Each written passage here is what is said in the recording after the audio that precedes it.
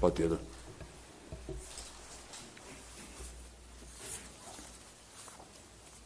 Besido Barke nga Vision Plus. Në lidhje me deklaratën, nëse le të themi posimin e ambasadës amerikane, më tepër një mesazh sensibilizimi dhe qetësimi për opinionin publik, cilat janë masat e cilat po merren nga policia e shtetit sa i takon kërcënimeve të paktën të anoncuara nga ambasada amerikane të grupeve të lidhura me Iranin. Pra kemi një plan masash të mirëfillt të drejtuar nga Ministria e Brendshme dhe Policia e Shtetit, si dhe pyetja dytë,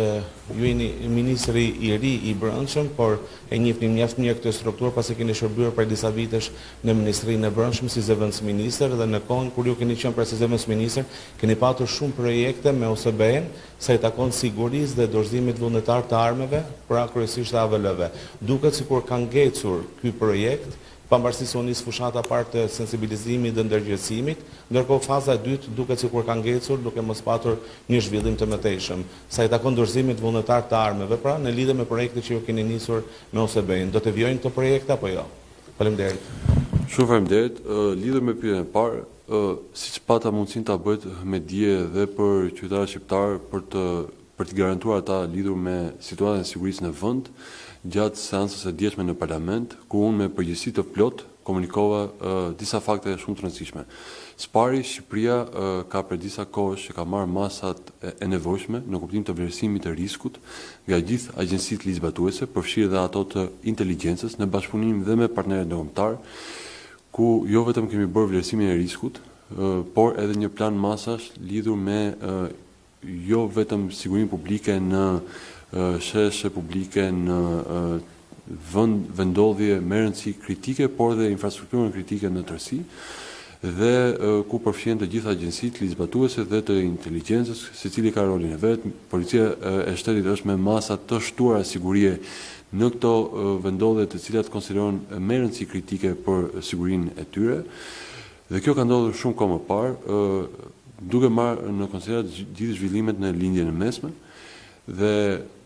duke marrë dhe parasysh dhe reagimin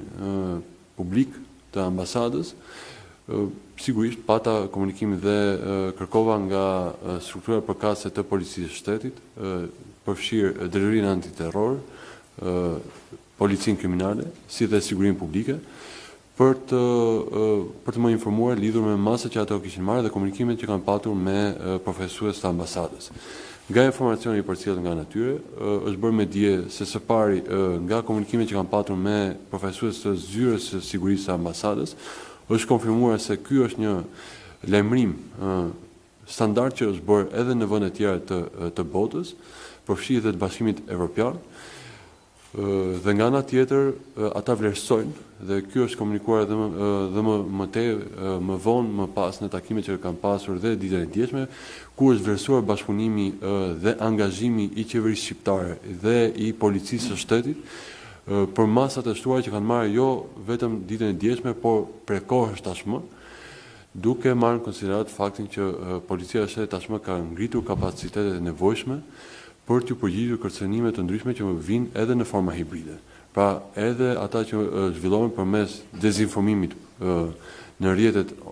sociale, online, apo metoda ndryshme që mund të përdoren për të krijuar destabilitet ose përshtypje të një vendi të pasigurt. Kjo është në fakt dëmi më i madh që mund të bëjë një vendi,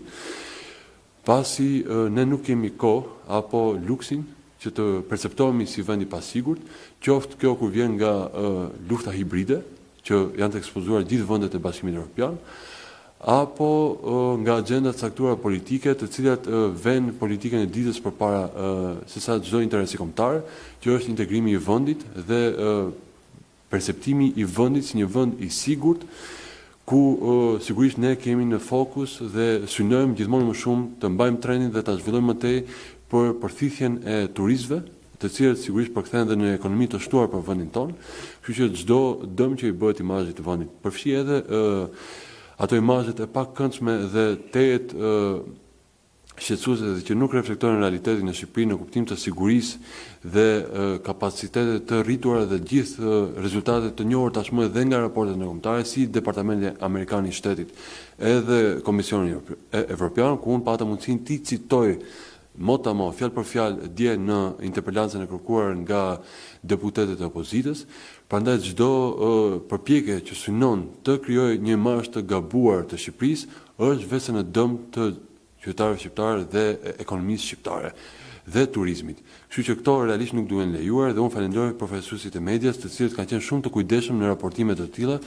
pasi në fund ditës nuk humbet qeveria, nuk humbet ministri, por cënohet drejt për drejt ekonomia dhe mënyra se si perceptohen shqiptarët. Për shumë vite, për fat keq, Shqipëria është etiketuar si njolla e zezë e rajonit dhe ky imazh është ndryshuar dhe është përmirësuar me shumë mund dhe nuk mund të lejohet të cënohet për shkak të interesave politike të ditës apo agjendave edhe me qëllime destabilizuese.